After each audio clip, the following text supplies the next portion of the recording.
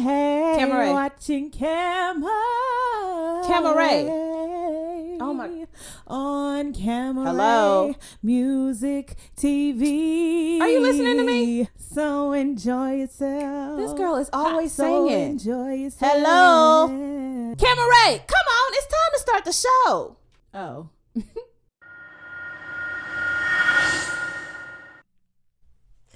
Hello, everyone. We are back in this gig. Welcome to hashtag JTFIO or Just Trying to Figure It Out. I'm your host, Camerae of Camerae Music TV. I missed y'all. We are back and I'm so happy to be here on this lovely night. Not gonna tell y'all what night it is because then you'll know when I be shooting, and I don't be giving my schedule out like that. You feel me? You feel what I'm saying? But if you are watching us on YouTube, hello, hi, y'all see I'm watching my Good Vibes, my Good Vibes hoodie from that good old faithful Ross. If you are listening on any of our podcast apps, hello, mic check 1 2 1 2. Can you hear me? Hello. But welcome back. Welcome back. I seen that we had a lot of new followers to the podcast on Instagram at JTFIO podcast, or Just Trying to Figure It Out, right? A lot of you guys are following also on Facebook for all of your news. I really don't know how to get other people who aren't already my friends through my personal page to like my business profile. So if y'all got any intel on that, let me know. What I'm hoping one day is that Apple Podcasts will add comments to their app, because it's really annoying. Because you don't know who's listening. You don't know how people feel. So I'm wondering about that. And I listen, when I play my own podcast back, I listen on Spotify. You know, there's no comments on there. So it's just like releasing my stuff into the world. Ain't no telling who's listening. It could be somebody in Wisconsin somewhere, someone in Zimbabwe, or someone right here in Houston. You never know. All right. So I've welcomed you back. You are hopefully settled, relaxed after a long day, or actually we released this at 12 p.m. So maybe you're just getting into the heat of your hump day. But yeah, we're going to talk about some things today that may step on a couple of toes, but y'all know I don't mind stepping on the toes. It's almost like my stilo, like my good friend Nina says. So there's been this story going on in the news with Amber Guyger. Okay, if you guys are unfamiliar, last year in Dallas, Botham Jean, he was a black male resident in apartments, lofts type places. He's chilling in his home. All of a sudden, the front door opens. It is Amber Guyger coming through the door. She is, from what I hear, seemingly intoxicated. She's a white woman, also happens to be a cop, sees Botham Jean and shoots him. There's different stories of an altercation maybe ensuing, like an argument going back and forth, and then she shoots him. What comes out later is that it was not her apartment. He was not an intruder. She happened to be the intruder. She's so tired or so belligerent that she is coming into an apartment that isn't hers. What people are confused about is, how did this key fob, because apparently where they stayed, it was key fobs that work for their place. They didn't have actual keys. How did this key fob work for his door if that was not her place? He also had like a red mat outside of his door that, if you did not live there, you would notice that when you first come up to it, right? Especially as a cop. So all of these things are circulating in the news, right? I've also heard that maybe they were involved, maybe they knew each other. That has not been confirmed. This is just all out in the atmosphere. But basically what happened was, this was a year ago. Amber Guyger was just sentenced to 10 years in this case. And a lot of people are wondering that if the races were switched, would the judge have been so forgiving? Another thing that was a little alarming was that the bailiff was stroking her hair. The brother was super forgiving and asked to hug her. The dad said that one day he hopes to befriend her when she does get out of jail. And the judge, I think, hugged her as well. The key witness, the leading witness, he has been murdered, shot and killed now. I think 1 or 2 days after the verdict was released. So all this is going on right now, right? But the reason why we are talking about this is not because, I don't really like to talk about controversy because the story can always change. If you know me, I was like ride or die for Jussie Smollett, maybe because I really love his character on Empire. There's still a small part of me that hopes like this is all just a big hoax, right? But because of stuff like that, I don't like hopping online impulsively and going off and ranting about things because videos are there forever. And you're ranting about a topic that could be pulled in all kind of different directions, explained in different perspectives. Lots of different factors matter. Status matters, race matters, gender matters, sex matters, experiences and personal relationships matter. All these things matter, right? And so sometimes I'll get on and talk about a few things if I feel like it's trivial, like small enough, and it ain't gonna be no full out repercussions of me speaking on something. But because of, I guess, my status as far as, leading teenagers in the past and being the oldest and, just my responsibility as a human being, I just don't like to get on speaking about too many things out loud like that, where it could be referenced and then I'm on there acting a fool. I'll do it sometimes. But anyway, we are here to talk about forgiveness today. I actually had it on my list of topics for this year that I wanted to talk about. Didn't know how I was going to tie it in, how I wanted to really bring it in. But this was kind of perfect because the conversation right now is this whole thing about Black forgiveness and how Black people have been taught to forgive no matter what. And, when we were enslaved, we were obviously taught to, worship God through this Bible. And, even though everyone, including white people, believed in Christianity, they still believed in enslaving us and hanging us and beating us. And this was somehow rationalized and in the Bible, right? So when we get around to forgiveness, us as Christians have always been taught 70 times 7, and Jesus died on the cross for your sins, and you are to forgive and you are to show love. And it's something about Black people, where the community is like, Black people always have to forgive, because as soon as you start developing anger, a Black person couldn't just shoot up a school and then everything be okay. They would be looked at as a thug. They would be looked at as, what is the drug history? What kind of upbringing did they have? It would not really be a whole mental health situation. That's been the conversation, right? My thing is this. I'm kind of flawed in this because I always talk about forgiveness. I do. I realize the complexities of it. I realize how difficult it can be. I'm still struggling with forgiving some people in my own life. But the motive for me, especially when it comes to, if you have children or if you have people watching you who are looking to you, I'm looking at my eyebrows, who are looking to you to see like, oh, you're a Christian? Let me see this walk that you're walking so that I can know how to adjust myself accordingly. Or what makes Christianity so great? What makes this God of yours so great? You guys know we're releasing 2 episodes this week. So the other episode is going to be about relationship over religion. But today we're focusing more on forgiveness and just what that means, what that looks like without all of the extra. Right. So, the brother, Botham Jean's brother, he gets up and he asks, can he hug her? The thing that most people, I don't believe, are thinking about is this family has had a year to grieve. They've had a year to go through the anger. They've had a year to, cycle through their loss and notice that their brother's no longer there, and reflect and think of all these different conspiracies and ask around and see if he knew her and what kind of relationship they had and what kind of reputation she has. And, they've had time to want revenge. They've had time, right? So for him to forgive, a lot of people are saying maybe he should have did it off camera.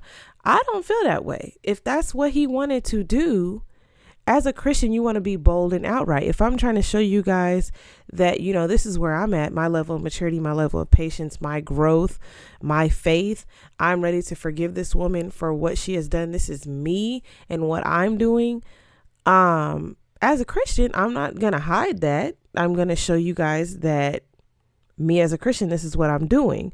My question is, I've never been in this situation, so I don't really know if I could be as forgiving so fast, but because I'm always campaigning for forgiveness, I kind of think I would. If you know me, you know that there's not too many things that can be done to me where I won't be like, well, his upbringing and, like he had to deal with this and maybe it's a mental thing and maybe it's a spiritual thing. And, God brings us through this, and it's not, I'm making it sound like I'm being kind of facetious when it comes to my own self and how I think. But this is really how I think. I'm always like trying to give someone the benefit of the doubt, because honestly, when I think about the things that I have done and realize the grace and the favor on my life, I know that forgiveness is real, because I have asked and begged and pleaded for forgiveness when I was clearly wrong and been shown favor.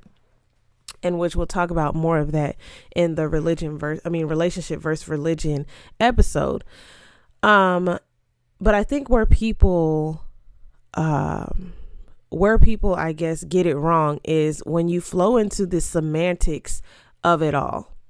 Okay, people feel like I'm not going to forgive because of this level. Okay, your roommate ate your cheesecake in the refrigerator versus someone murdered your brother. It's like, okay, I can forgive for this, but for that, heck no, never. Family drama, this person did that to me. Did you know this person did this to me? Let me explain to you what really happened. Let me get you on my side. That type of stuff is just like, okay, we're going to flow through all the semantics so we can better understand your situation. But the bottom line is, you don't forgive someone for them.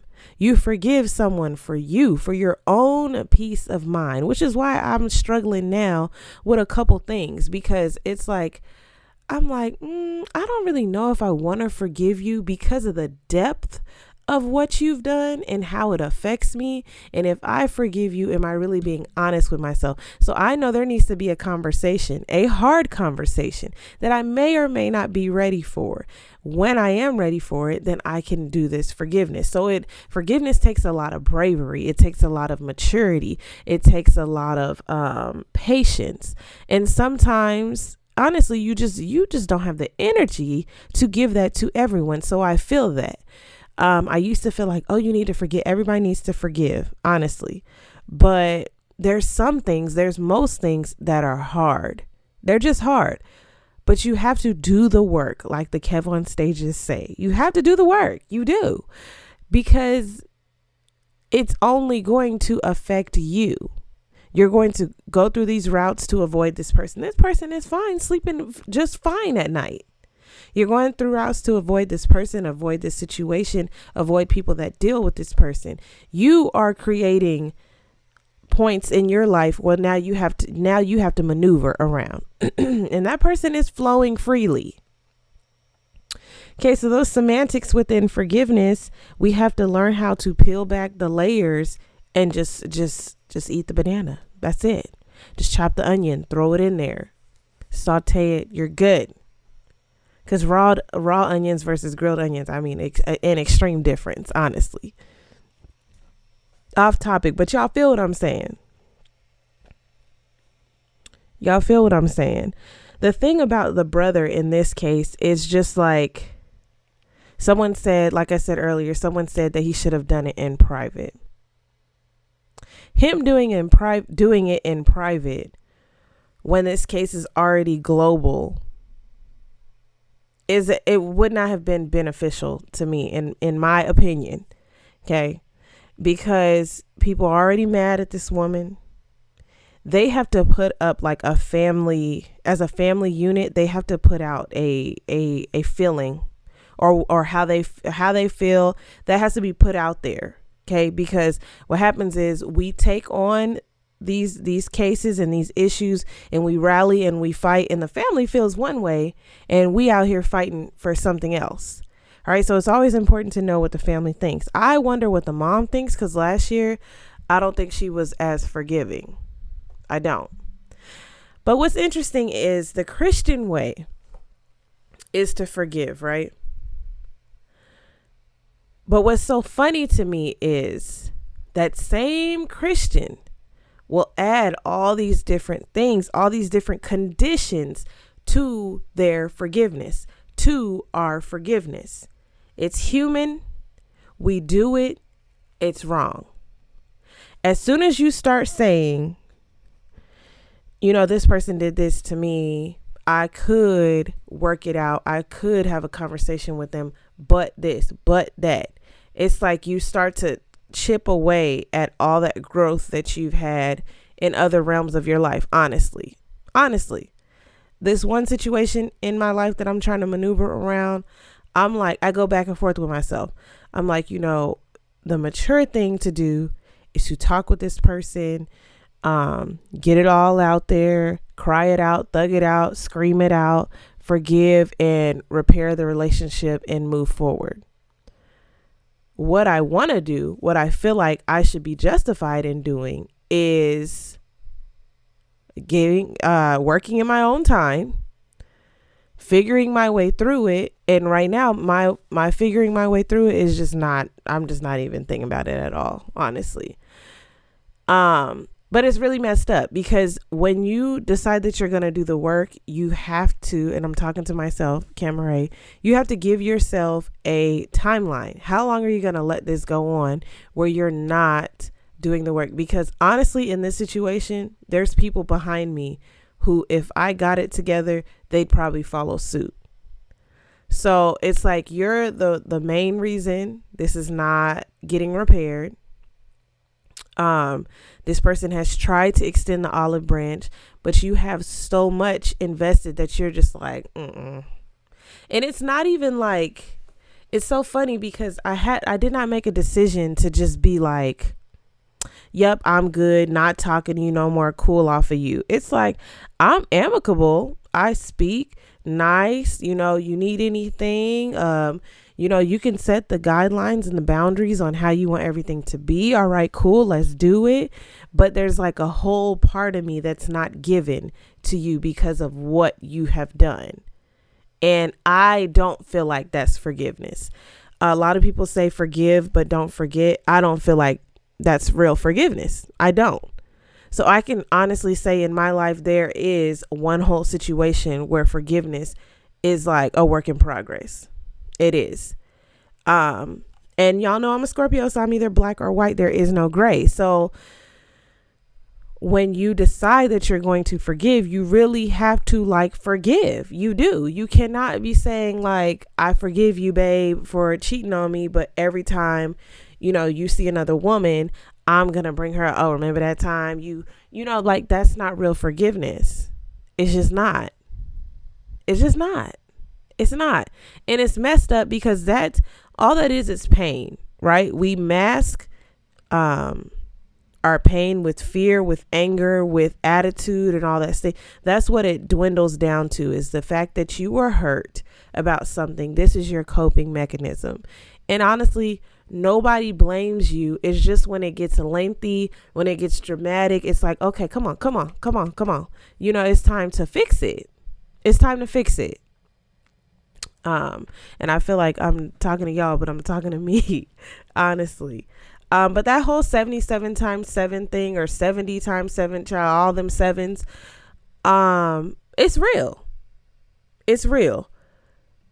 In a marriage, they tell you to forgive more than your, I don't even remember the saying. All I know, the staple is forgive. Okay. And I thought that was going to be situations where, a person says sorry for doing something and then you forgive. It's not really that. Forgiving in a marriage is forgiving when they was cranky, when they was hungry, forgiving forgiving me when I was snapping on you because I was on my period. Just those things throughout the day where you're just like, oh, just let it go. Just let it go. Forgive, let it go, let it go, let it go, because this is not contributing to the big picture. It don't even matter in the grand scheme of things, because we are not together for the day. We are not together for the week. We are together for life. So that is something major that I had to learn, and that I realized because I was ready to come into the marriage like, okay, I'm gonna forgive him anytime he say sorry. He gonna forgive me anytime I say sorry. But that's not what it was. So that was a cool learning experience. But that whole forgiveness thing, it's real. It's the small things. It's understanding, like I be saying, giving people the benefit of the doubt, understanding that people have a perspective that doesn't have anything to do with yours. That's what makes us unique. And sometimes people really had no ill intentions towards you. There was really no ill intent. So if you step outside of self, we talked about narcissism. If you step outside of self and analyze the situation from all sides, then you'll realize that, oh, maybe this person did this because of how they think about it. And it literally had zero to do with me and how I would react. So let me forgive the act. Let me explain how I took it. Let them explain their intention. We are able to move forward in a better way. We are able to do that. Where it becomes a problem is when we allow all this water under the bridge to accumulate. Y'all, when the Imelda was happening the other week, I was seeing the creeks and the reservoirs fill up with water.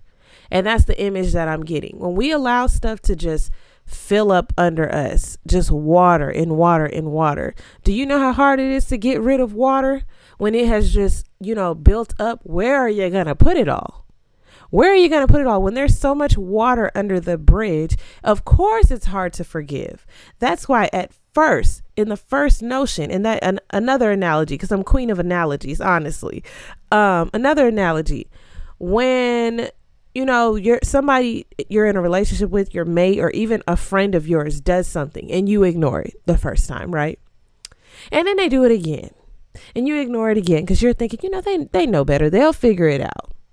Then they do it again and again and again. So at this point, you blow up, you're pissed off. You don't understand how they could not have realized this is bothering you by now. But for some reason, you never open your mouth. That's not in your mind as rationale. You just feel like they should know. You're wrong. You're wrong. You need to say something right when it bothers you, when you are calm, because when you let it escalate, what happens is your energy does not match the person's energy, because they looking like, I don't even know what had happened. What had happened? What did you do? What did I do? When did I do it? I don't even know when it started. What is this problem that you have?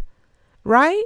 So that's why forgiveness is so real, because if you would have told me at step 1, I could have forgiven you. But now at step 5, it's a whole lot of water under the bridge. I don't really understand what's going on. How you could have the audacity, how you could not read my face and read what is going on, right? I know I'm talking to somebody out there and not just myself.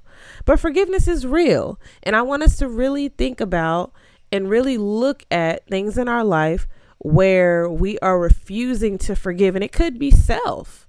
I refuse to forgive myself when it comes to sticking to a schedule or being late.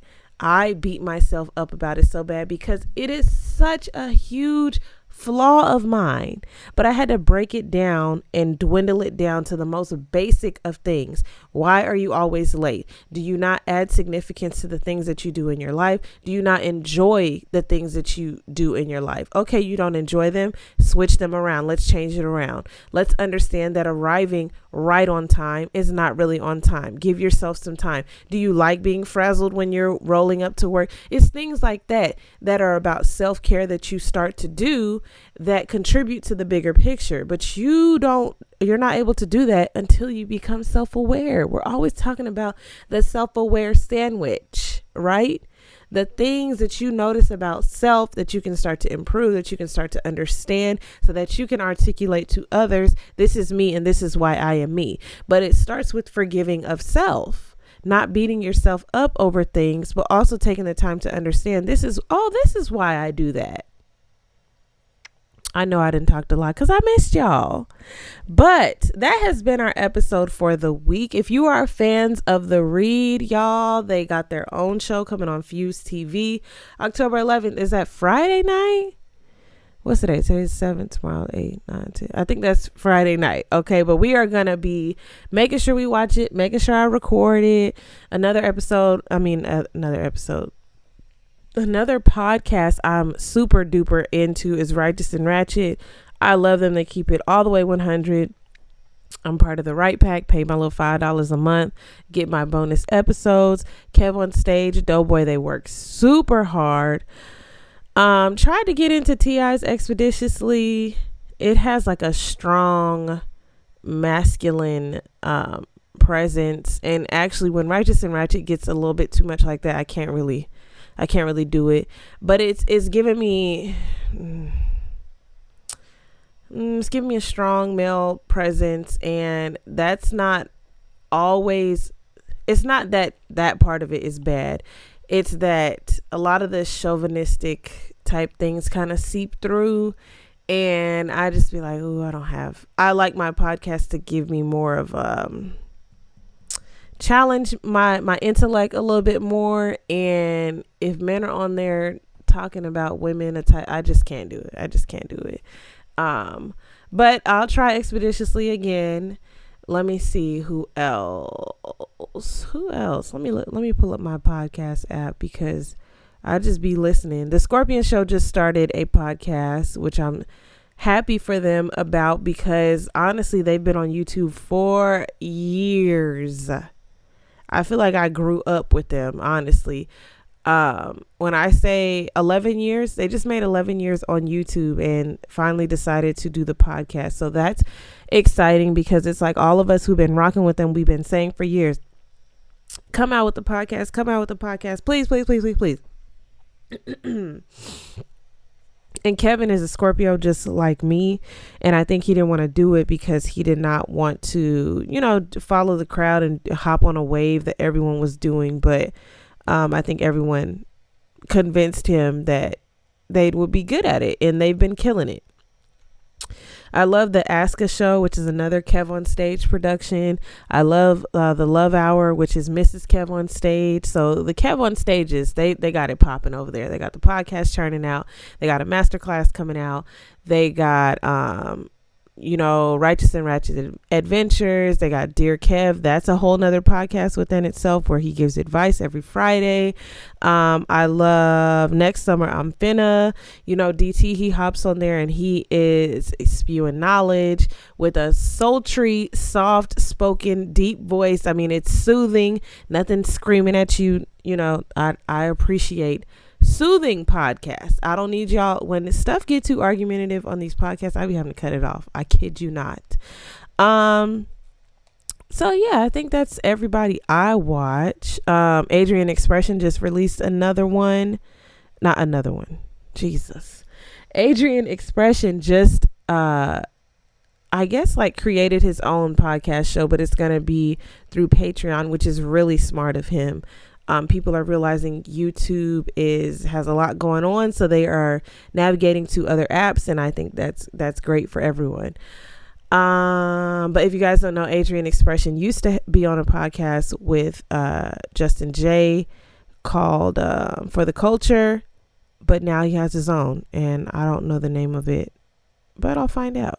Okay. But anyway, that has been your episode for the week. Be looking out for the second part of this. About relationship over religion, gonna be dropping on Friday, so you guys will get 2 episodes this week. I'm your host, Camerae. This is #JTFIO, or just trying to figure it out. I'll see you guys next time. Hallelujah.